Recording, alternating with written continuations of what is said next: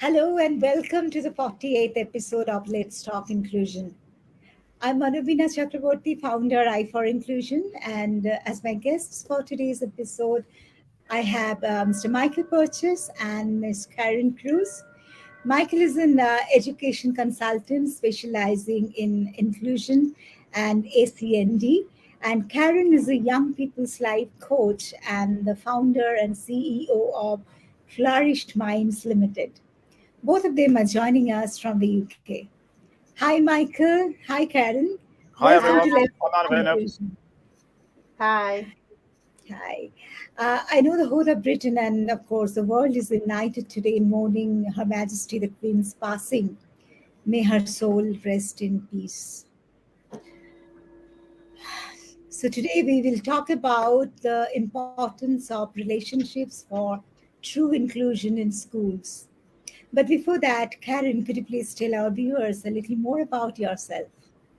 Yeah, sure. So, as you said, we're a life coaching company, and we specialise in working with young people. So, from around the age of 9 upwards, and our main role is helping them with issues around confidence, self-esteem, self-worth, realising their place on this earth, tapping into their unique talents and gifts.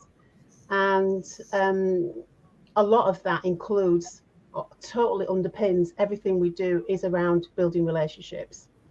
So most of our work is on a one-to-one basis with young people in schools.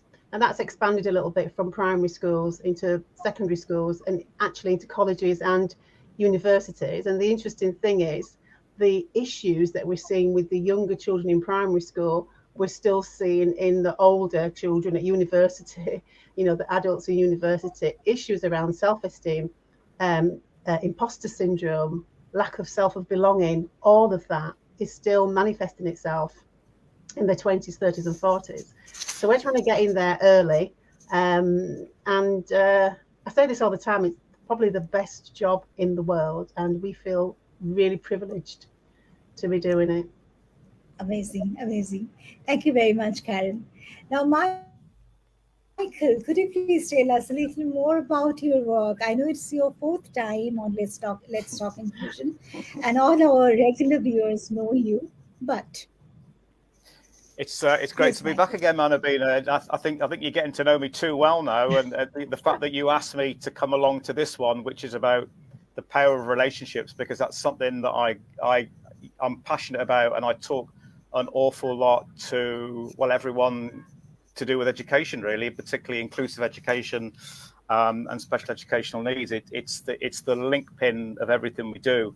And I know we're having a little chat earlier on, weren't we, about we can have really technically skilled teachers who aren't very good at developing relationships, and they're not very good teachers because of that. Whereas I think sometimes teachers who will have a lot to develop skill wise, but have really good relationships and ability to make relationships with children and make them feel good about themselves, will get better results and better progress from the children and young people that they work with. So so just a little bit about me. I mean, my current role mainly is around teacher training. So I do I think I've been working for 3 or 4 years now with Leeds Beckett University in Leeds, UK, supporting their teacher training students. But before that, I was a head teacher of special schools, and so my whole career really has been in the sphere of special educational needs and inclusion. So anything inclusion interests me, excites me, and talking about relationships, that is something I could spend all day,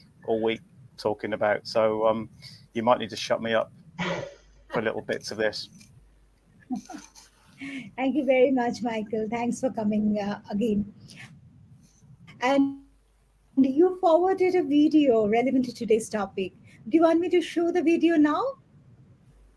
Yes, please, Yeah. Manavina. It's a video that I use an awful lot in training, and it seems to go down well, and it brings up quite a lot of points really for people to make a note of. So yeah, please play. You had so much to offer yesterday. You carried Tired. So what's going on? Strong relationships are central to the learning process.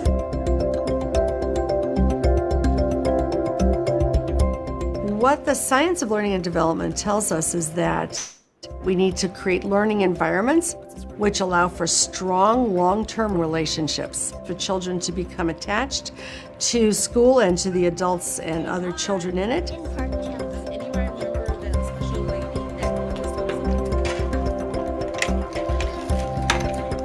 When children have experiences of closeness and consistency and trust, oxytocin is released.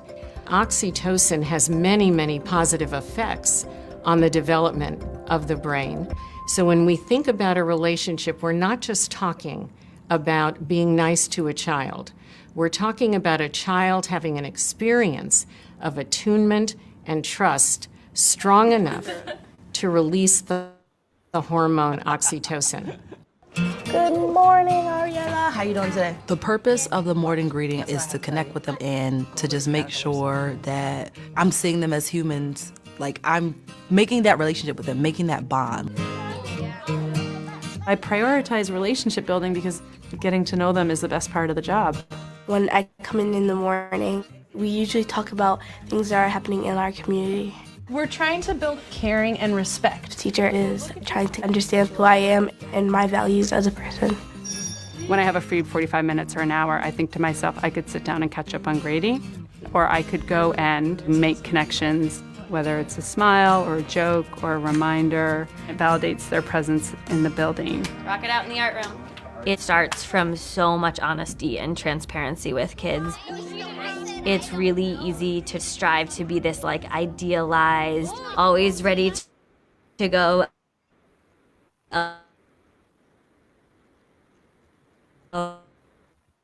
elementary school teacher. I have to take a breath.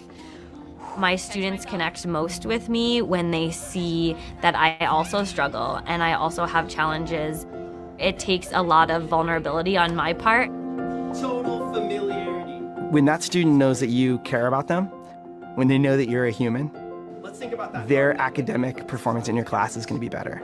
If I'm comfortable around them, then I'm more confident around them, and it's easier to ask questions and things like that. So when you're looking at this graph, what is it that you think happened? Some teachers I don't always get along with the best, so then sometimes I'm like, I can't do it, so I'm just not gonna do it. But when I like the teacher, I want to do their work. I'll be like, I can learn this. You all have done outstanding work.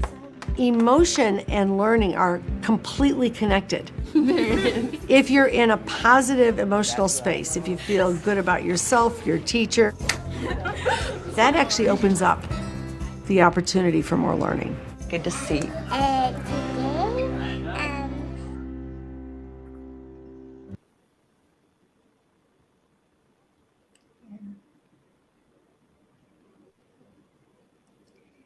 Yes. Can I just say, Manobina, that is from Edutopia.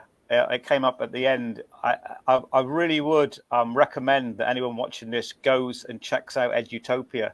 They do a whole range of things that like around relationships and behavior, but also they do quite a lot around the technical side of teaching as well, pedagogy and how to plan and how to deliver. So it's just a great resource. So yeah, thoroughly recommend it. Yeah.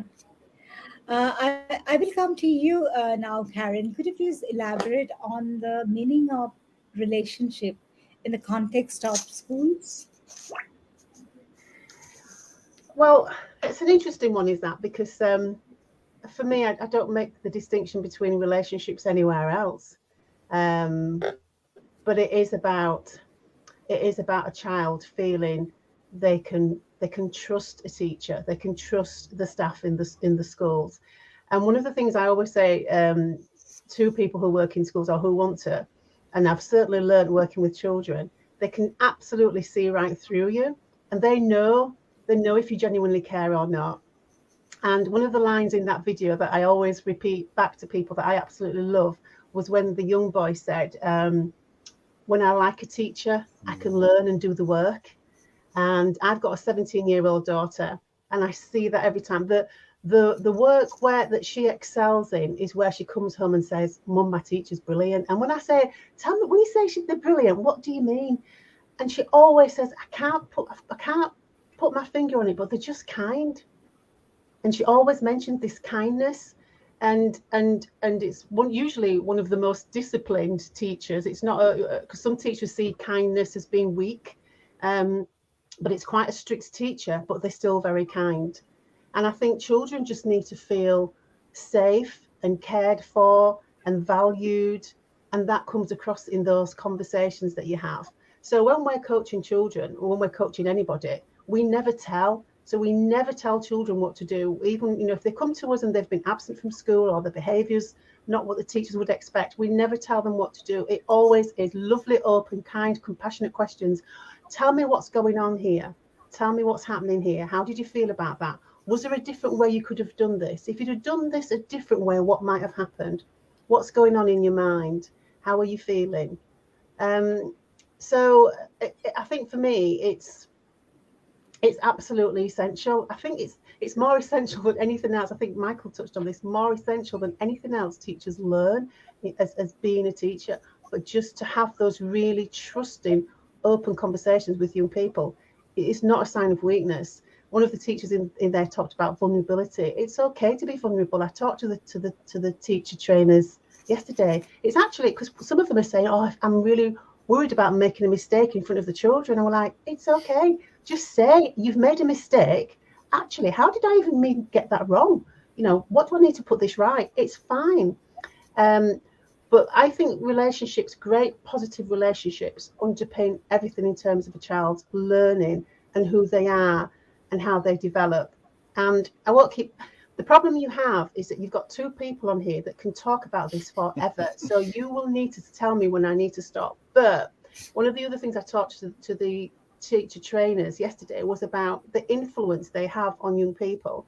So I am still influenced and motivated by a teacher I had, and I've left school 40 odd years ago, who totally inspired me, who used to take me to one side and say, "I can see that you're struggling with this, but this might help you, or you are capable of, I know you've got it in you to do this." And she's passed away, and I'm still inspired and I'm still driven by the work that I do from this one teacher. And that's how much a great relationship can, change a young child's life.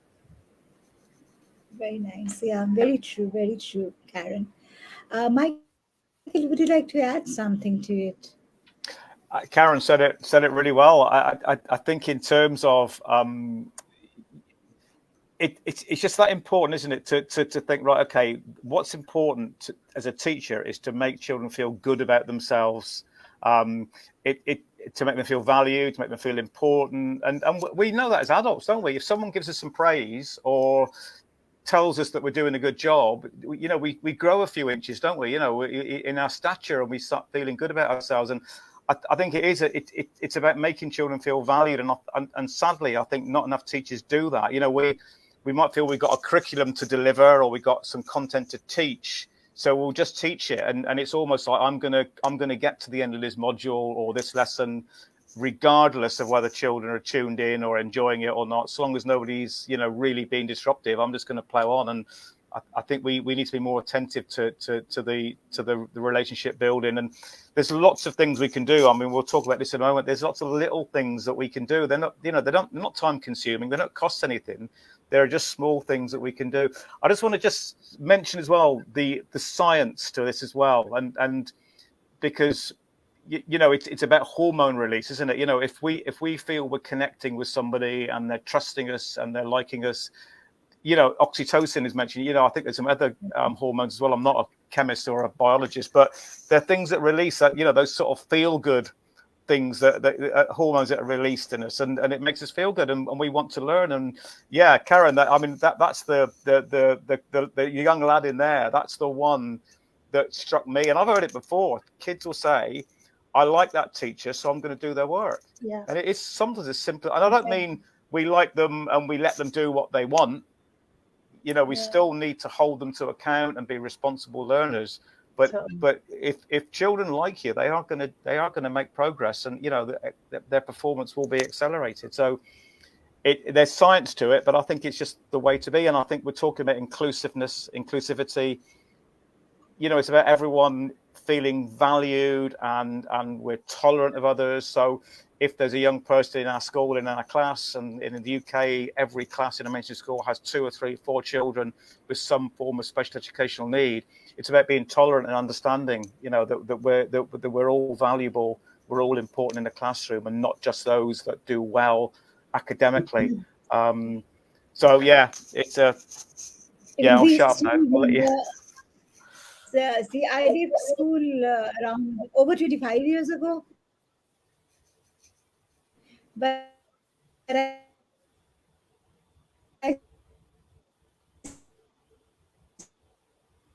still remember the teachers who are particularly kind to us, right?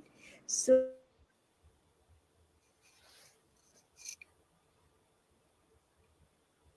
Oh, Manobina's gone. Yeah, we've lost her. Oh, she's back again. Back. Oh, that's great. That's great. I think I should stop talking in that case. So, I completely agree with you, Michael. And why do you think relationship management is important in schools, in particular in schools? Well, I suppose there's 2 aspects to it, and we've mentioned them already briefly, haven't we? In terms of, most of us gladly want an inclusive classroom. We want an inclusive school. We want everyone to feel part of the community. We want everyone to have that sense of belonging, which is so important, isn't it? We want every child in the school to feel they belong there. We don't want to be in a school where some staff think, well, actually they should be in another school. Teachers might want to be quick to move young people on that are problematic, maybe as they would see them in terms of their learning and their behavior. So I think relationships is important in terms of finding out, it's having that professional curiosity, I suppose, isn't it? So if a young person is struggling in your class, to be curious about why that might be. And look at the way that you teach. Maybe I think it's important for teachers to look at themselves first, rather than apportion blame or cause to the child. We're professionals. It's our professional duty, isn't it, to shape what we do in terms of being able to include all children. So I think there's the inclusivity bit, but I think what might help school leaders to think more about relationships is about it. The most inclusive schools are often the most effective schools in terms of academic performance and progress and attainment. So I think, some leaders who might think, well, it's okay talking about relationships, all this sort of fuzzy, soft, lovely, comfy stuff. But actually, if you can develop relationships in your school positively, still keeping the challenge and the expectation, but if you can do that, your children will do better, and it will reflect better on your school and your score. So it's sort of a 2-pronged, it's win-win, really, I think. Very true. People are actually posting comments on Facebook, and I'm sharing those comments from time to time. Yeah, I've seen them. Good. Yeah. Yes. So, what is your opinion about it, Karen? Obviously the same as Michael's. I think we need to find something we disagree on, Michael, because our conversations are just too happy. But for me as well, it's about our children are in schools from the age of 4 to 11, 7 years in schools, and it's where they're going to learn about relationships and how to get on with each other and how to be accepting of others. And they're going to learn that from their teachers. Whether the teachers think they're a role model or not, as I've said before, they can really influence how our children think and behave. And so school is a place for that positive relationship building to start and to blossom. And it's it's a duty, I think, on teachers to try and get this right, because we're building adults of the future. And they need to understand what inclusivity means. And it's not easy. And I think the other side of this is about, the role of the teacher and the expectations of teachers these days. I don't know what it's like in other countries, but here the pressure on teachers to meet targets is really, really tough and very demanding. And sometimes I think Ofsted have changed, the regulator here have changed the way, or changed the way a little bit in terms of how they mark schools, score schools, and they have brought in some well-being tasks that schools ought to apply. But I think we measure the wrong things, and the way you measure things affects how you behave. So if we measured happiness and inclusivity and self-esteem and confidence, the way teachers teach would be different. But that's probably just too big for, the big regulators to even take on board. But I think schools are where you learn a lot. You learn a lot about yourself, you learn a lot about others, and teachers have a role in helping those to be, positive experiences. And one of the things Michael said, which I touched on earlier as well, is about the teachers need to understand themselves and where they're coming from. When you step into a classroom, all that stuff in your head that's happened before needs to go away, so that you can give your best to the children too.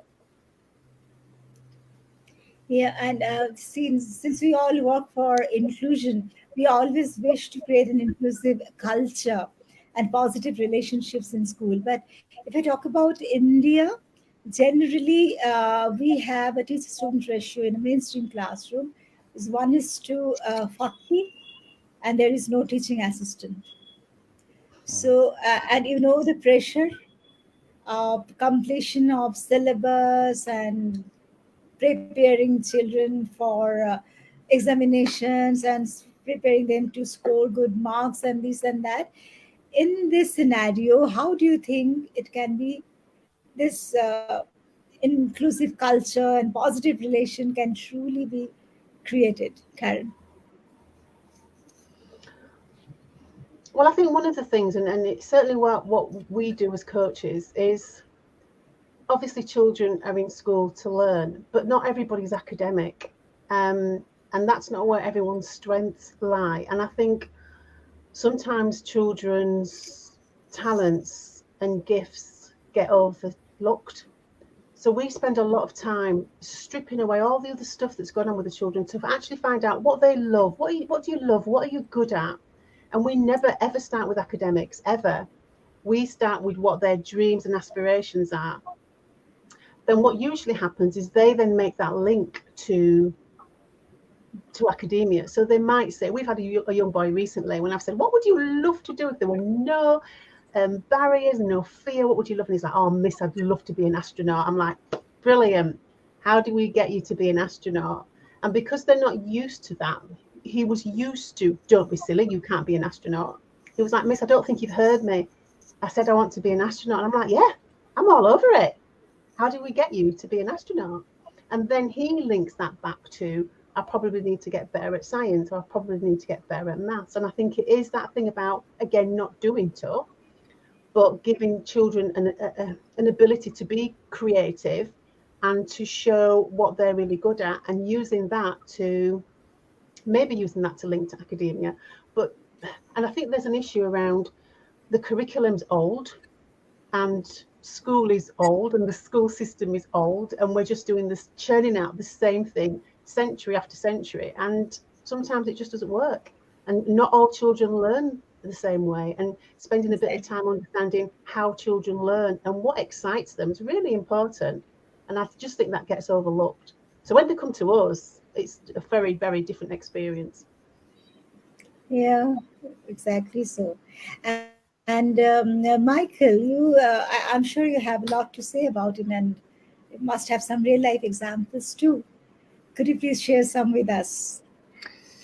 Yeah, I mean, it's interesting what you just said then, Manobina, about not having a teaching assistant, and without a doubt, that does add a challenge to every teacher. In the UK now, we're quite used to having teaching assistants in the classroom with teachers, and they're really important members of staff. I think something that I talk a lot about, and I mean, we have we have legislation in the UK, we have a code of practice in the UK, and it talks very much about teachers are responsible for the progress of all the children in their class, regardless of the extent or the level of their special educational need. So it puts it very much on teachers need to take it on, because sometimes with a teaching assistant, a teacher can inadvertently, unintentionally, delegate their responsibility for that child to the teaching assistant, and teaching assistants perform a great role, but they're not teachers, and teachers need to be able to plan the curriculum and differentiate the work and adapt it and to meet their needs. So I think it's about teachers taking responsibility. Just going back to the relationships thing, one of the things in the video that I thought was really important, and I say this to teachers a lot, if you've got a free period, okay, yeah, and you've got marking to do. I mean, in the video, the lady referred to it as grading, didn't she? We'll call it marking or assessment. Sometimes it's better to walk away from that and go and spend time with the young people. Go into one of their lessons. Go and join them at lunchtime. Just go and have a chat with them, and it might be just 10-15 minutes with a child or two. But that 10-15 minutes, you will get that paid back 20 times when they're in your lesson again, because you've made that relationship with them, and you've talked to them, and you're making them feel important. And I meet and greet. Does the teacher at the start of every lesson and every day genuinely greet the children? Now it might seem, well, that's of course they do, but actually I've seen children walking into a class. The teacher doesn't acknowledge them because the teacher's thinking about, oh, I've got this to plan or I've got that to do. They're organizing their resources. But, if you walk into a lesson and your teacher uses your name and asks you how you are, that makes a huge difference. And that is so simple, isn't it? And I'm almost embarrassing suggesting that to teachers because it's so obvious, but it doesn't always happen. So it's about, meeting and greeting them. Handshake. I was always one. I'd shake a child's hand. I was like, okay, before the pandemic, then it was elbows and then it was fist bumps. But I like to make that physical connection. To know in your children, of course, because we know children with autism who are hypersensitive to that, and you wouldn't do it with them. It's about knowing your children, isn't it? But a lot of children enjoy that physical connection as well as the greeting. So it's not time consuming and it's not difficult. So that is something that if all teachers started doing that tomorrow, it would make a huge difference in an instant. It really would. I think it's about showing an interest in them. And if you know what their pet is called, what they like to do at the weekend, which football team they support or which cricket team they support, a little reference to the result at the weekend or how's it going. How's your dog? I know you took it to the vets last week. Is it okay? Those sort of things. And children love you to be interested in those interests. Again, doesn't take a lot of time, does it? To do that. A little question in the corridor, in the classroom, at lunchtime. Go and join them in their after-school activities. Maybe if they play football or they're involved in drama and they're doing a production, go and see them. Go and watch them play their sport, or go and listen. Watch them doing their performance at the end of the term, and then talk to them about it and say, "God, you were brilliant. That 6 you hit. Wow, that was fantastic." And again, it seems quite obvious, isn't it? Really, but a lot of us don't do it, so we need to do more of it. And it's about letting them know. That you really care about them, that you're really interested in them. And I think tell them a little bit about you. When I was teaching, kids love to hear about what I did at the weekend. And, I remember when my son was young, I used to tell them about him and what he was doing. And they come and say, oh, how's Yusuf getting on? What's he doing now? He was in a bit of bother at school, wasn't he? Is he all right? Yeah, he's fine. And it was those talking things about your children and your interests. And where you went for a holiday, what you did at the weekend. Positive recognition is something I talk about as well. Instead of finding something that they're doing wrong when they come into your class, or something they've made a mistake or an error, sometimes you can let that go, can't you? But talk positively. Do the way you've just come into the classroom this morning, I can see that you're ready for a really good day. Well done. Well done for sitting down and opening your book and getting straight onto it. I was really impressed with the way that you asked so-and-so how they were. You know, they just come back and they've been poorly. And, you know, you went up to them and you asked them how they were. That is fantastic. It's just ways of conjuring up that connection with everyone. Being really positive. Tell other adults as well the positive things, so they can also tell the children, oh, Mr. Purches told me that you did really well in maths this morning. Well done. Mr. Purches told me that you hit a century at cricket over the weekend. Fantastic. Maybe I can come and watch you next week. All these things about, you know, just making them feel good, because when they go and sit down and get on with their work, they're going to really want to do well, aren't they? They're going to want to answer your questions. They're going to really work it through. Share things with them. One of the things that I've spoken, I think I was talking to you recently about it, Karen. One of the things that I've done in the past that works really well is, if you've got 1 or 2 or 3 children that you're particularly concerned about, check in with them in the morning. So when they arrive, check in with them. How's it going? Anything that you're worried about today that I can help you with? Is there anything that you need to tell me? Okay, so they go off to their lessons. Check up with them, maybe at lunchtime. How's your morning going? What have you got this afternoon? Anything that's worrying you? Are you going to be okay? And then if you can, check out at the end of the day. You know, how did your day go? Well done. Brilliant. I'm really pleased to hear these things. What about tomorrow? I'll see you in the morning, same time, same place. So it's check in, check up and check out. Something, again, that you can do very, very simply.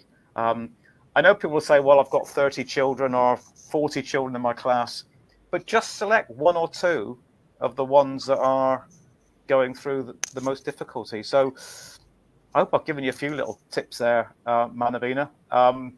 Again, some of the things seem so obvious, but I'll stress again, for people listening to this, have a little think. Do I really do that every morning? Do I greet them? You know, do I greet them enough? Do I value them enough? Do I know enough about them? Do they know enough about me? Just to start to think, 5 minutes, sit down with a scrap of paper in a moment and just write those things down and think of one thing that you're going to do differently tomorrow. Give it a go. Yeah, there are a few questions in the comment section.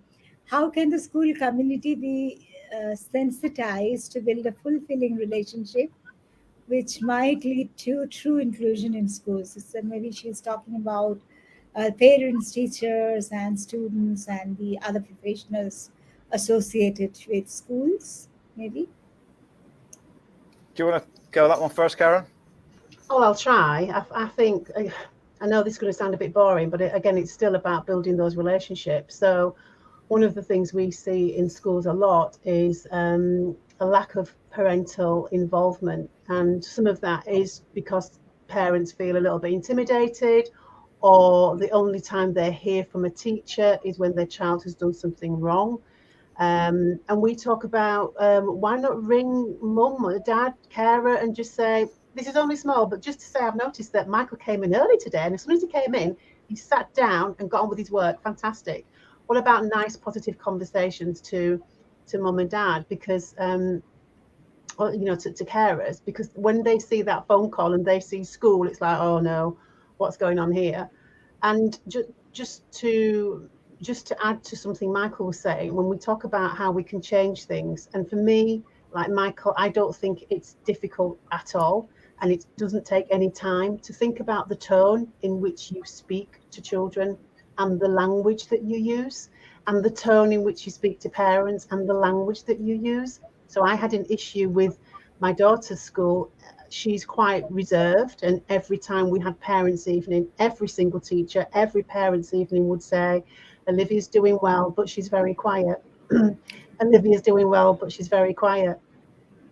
And Olivia started to get paranoid about it. And I'm like, so why is that an issue? Isn't it wonderful that she comes into school and does her work and she's quiet? And it's just these expectations, does she have to be loud and boisterous? Just accept that she's very different, but that's how I would have loved Olivia to go into school the next day and kick a few chairs around and swear at a few teachers just to shock them. She's gone again. But I just think easy things like tone of voice and, you handshake. I high five when children come into schools, Michael. It's For me, the big question is, why isn't there the will to change? That's my thing. We all know what works. I think teachers really do know what works, but why isn't there the will to change? Because we know what's good for children. We know that naming and shaming children, putting the name on a board or putting the name under a black cloud or giving them a red light or showing them up does nothing to help a child's self-esteem or self-worth or willingness to learn. It doesn't. And I think I said this to you recently, Michael, if we did that in the workplace, if you went into work late or you made a mistake and your boss, right, Michael Purches, his name on the board, everybody can see Michael's done something wrong today. Isn't that terrible? You are not going to give of yourself. You're not going to give your best. You're going to want to walk away, or you're going to want to raise it or have it as an issue. And it's back to what I said earlier on in terms of relationships. I don't really see anything different in terms of what we would love in terms of a good relationship as adults and what applies to children. It's just the same. We all want to be liked and looked after and cared for and treated with respect and be listened to. Why do we think our children are any different? It's not hard. Yeah, totally agree. I mean, it's a really good question. I forget the name of the lady that asked it, Manobina, but it's the question, I suppose, that's probably Achana. If I pronounced that right, I hope. It's the question that's been in my head for years. Why isn't there a willingness to be doing the sort of things that we're talking about and the things that we want, and it comes down to leadership, and you've heard me talk about this before, Manobina. Leadership is crucial. Whoever leads the school or whether it's a system thing, it's district thing, or down to individual leaders in schools. And I suppose we touched on it before. There's a focus on academic success and examinations, and that's how we're measured, isn't it? And I suppose so. School leaders have always they're looking over their shoulder at the next level. Is someone going to come down on them critically if their examination results aren't as good this year as they were last year? All these things. So I think there is that, and I suppose it's trying to get us to convince school leaders and school administrators that this sort of thing does lead to improvements. And if you can get a harmonious, positive school culture and inclusive culture, the examination results and things like that can look after themselves, because children will want to learn. They'll be more responsive, and they will make progress as a result. So it's a bit of a strange. I don't know, Manobina, if you want me to talk about that slide now, because that might help if we're talking about school leadership and cultures. I don't know. I think my Manobina's frozen at the moment. Oh, shit.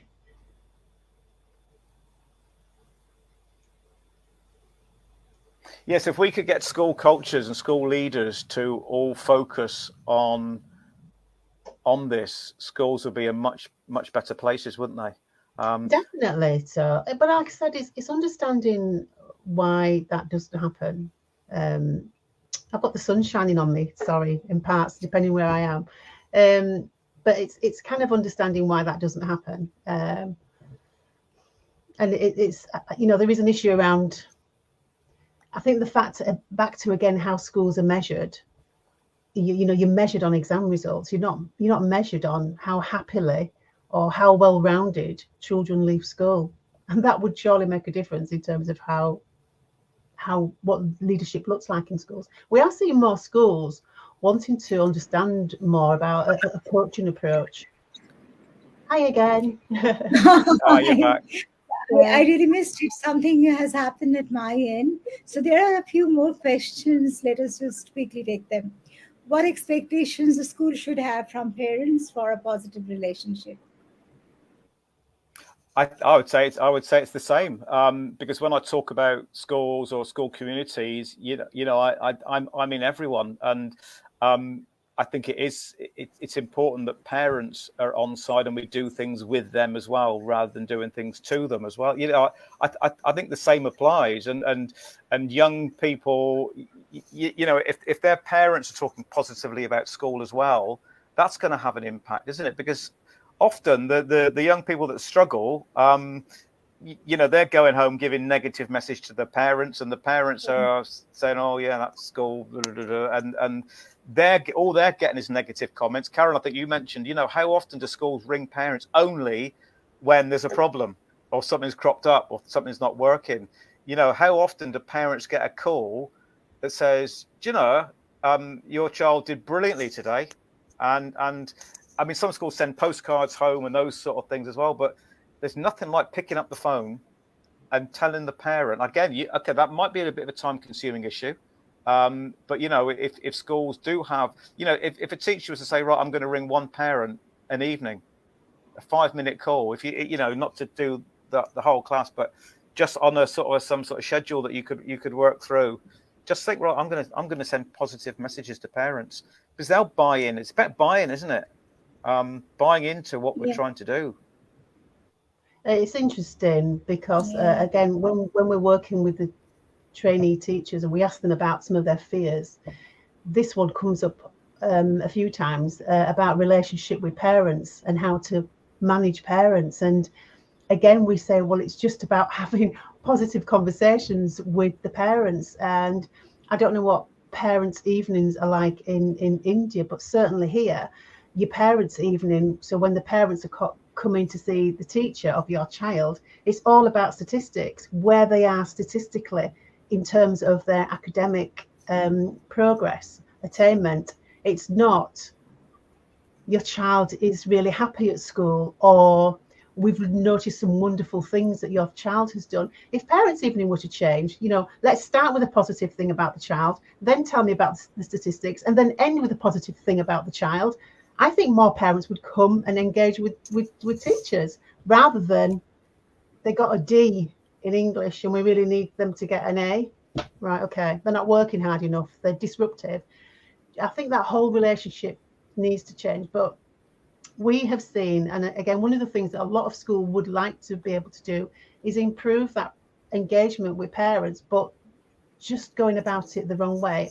And I know we keep saying this, and I know it's easy for me and Michael because we're not teachers in busy schools, but it's really not that hard. It really isn't very, very, very hard to start to make some positive changes that will really positively and benefit the children and the teachers and the parents. Come on. Very true, very true. A few more questions, Karen. Management for teachers may be a critical thing to do, especially for autistic children. Expectation management for teachers. Yeah, I one of the things when I was thinking about this session, I was thinking, well, okay, for children that are autistic or have some complex learning needs, or have some sort of trauma. I mean, the trauma one, for instance, children who have had some trauma in their lives, they will actively resist relationships with the teacher. The whole attachment issue. So I think we need to be mindful of that.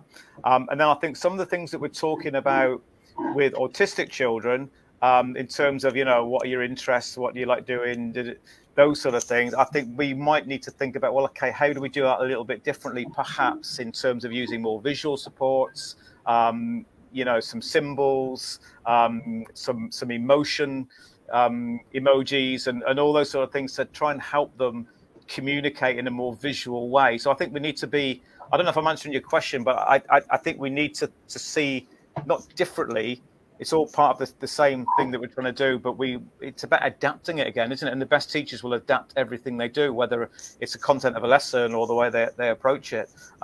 So I think we still have high expectations for young people who are neurotypical, for instance, and all those things. I think we need to still have the high expectations, but think the support will look differently. I think that's the interesting thing. We've got another one more question. I think it's from a teacher now. It's difficult to deal with compassion fatigue sometimes. How to stay positive? Wow, it's looking after teachers. Like Karen, you're probably better talking about this sort of thing So than me. we have, it's It's about, interesting that we are getting questions from parents, we are getting questions from teachers as well. yeah, well, good. I mean, we're all one community, aren't we? Yeah. Whether we're Yeah. parents, it'd be great to get some young people asking questions maybe Yeah. at some stage. But yeah.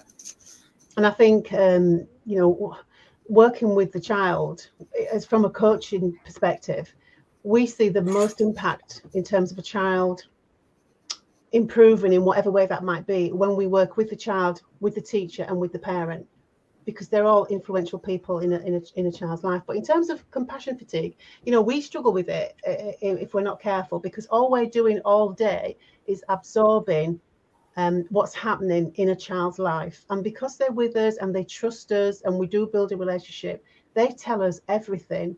And so for us, it's really important to have debriefs. So even as a coach of 15, 16 years, I still have a coach that I will go to and just talk about how my day's been. I'll go for lots of walks. I take time out for myself. It's really, really important to find time, for yourself, but also to have that person that you can go to and talk about how your day's been and what struggles you might have had. And sometimes we can find that we have conversations with children and it might even trigger something we've been through. So being able to get that out of your head is important. One of the other things we do that's again very simple is just journaling. So at the end of the day, just writing out how you feel. You don't have to show it to anybody, but I have a journal. I use mine in the morning to set me up for the day. I just write how I feel, what I'd like for the day, what's going on in my head, and just get it out of your head. So one of the things we talk to children and young people about is, while there's stuff in here going round and round in your head, that's kind of when it messes you up.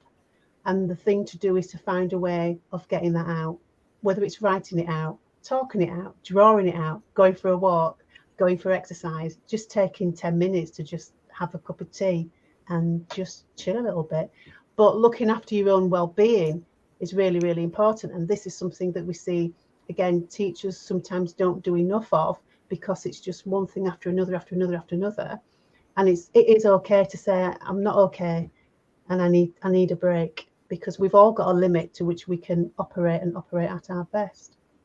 Yeah, I think I would personally advocate every teacher has a coach as well. And I mean, there might be a resource issue there in the school, but someone that's going to help you through difficult bits.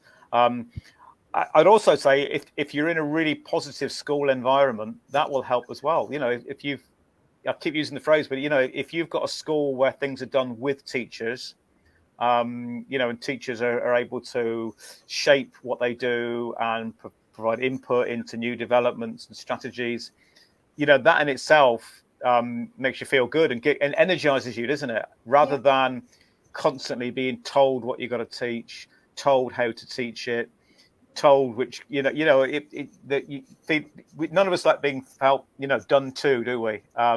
Because that de-energizes you and saps your energy.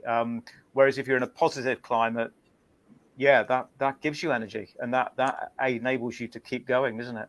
Yeah. School climate matters a lot. Very true, very true. Thank you very much, Michael and Karen, for addressing all our viewers, those who have posted questions on Facebook. And thank you very much to all our viewers for your enthusiastic participation. And it's nearly time, almost 50 minutes have passed. So before we sign off, Michael, would you like to give some concluding comments, suggestions for our viewers, please? Yeah, I think it's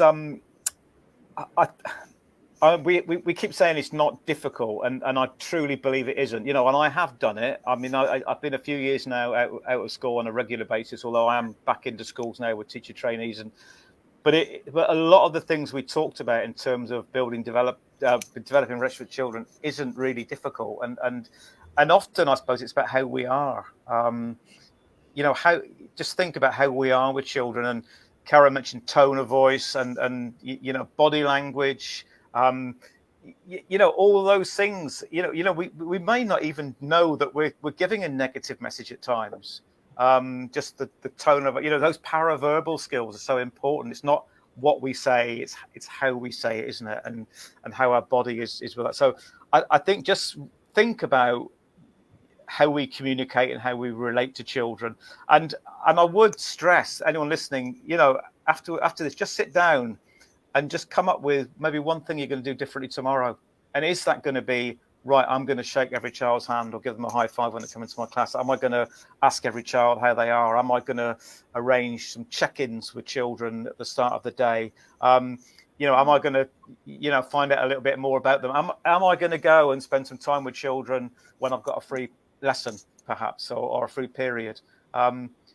Just one thing, just to do one thing differently next week, and you'll get some results, I'm sure. And it'd be great, Manobina, if they were to contact you and tell you any gains. Thanks very much. Thank you. Yeah, I think there's a problem in the signal. Did you say something? I couldn't hear it, Michael. No, I think I've got to. Yes, I can hear you fine, Manobina. Yeah. What did you say? I couldn't hear it. I was just sort of making a plea really for people that are tuning into this to do one thing next week differently to what they've been doing, and then maybe record if it worked or not. May not work. Some things we do don't always work. But get back in touch with you, Manobina. Maybe send you an email or something and just let you know. Go onto your Facebook page. Make some comments. What you did it work, and what you're going to do next? Yes, that's a very good idea. Thank you, Michael. Karen, your concluding comments and suggestions for our viewers, please. I would say start with you. So think about how you're feeling. Think about what's happening in your life. Thinking about what's stressing you out. Thinking about how you can be kinder to you, because I think when we're kinder to ourselves, we're kind of automatically kinder to others. And maybe one of the things you could do, if you want to pick up Michael's suggestion of doing one thing, is we use a term called scaling in coaching. On a scale of 0 to 10, at the end of each day, you could score yourself of how kind have I been to myself today, how kind have I been to someone else today, on a scale of 0 to 10. And how can I improve if I need to improve? But I think it all starts with you. And I think some of the things that we see, that's how teachers act and react, is because of what's going on in here.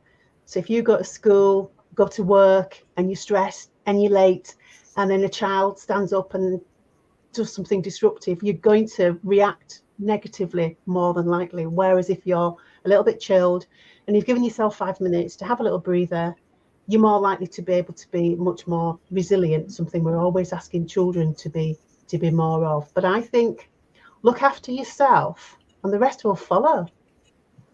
Yeah, very true. Thank you very much, Karen and Michael, for your time and support.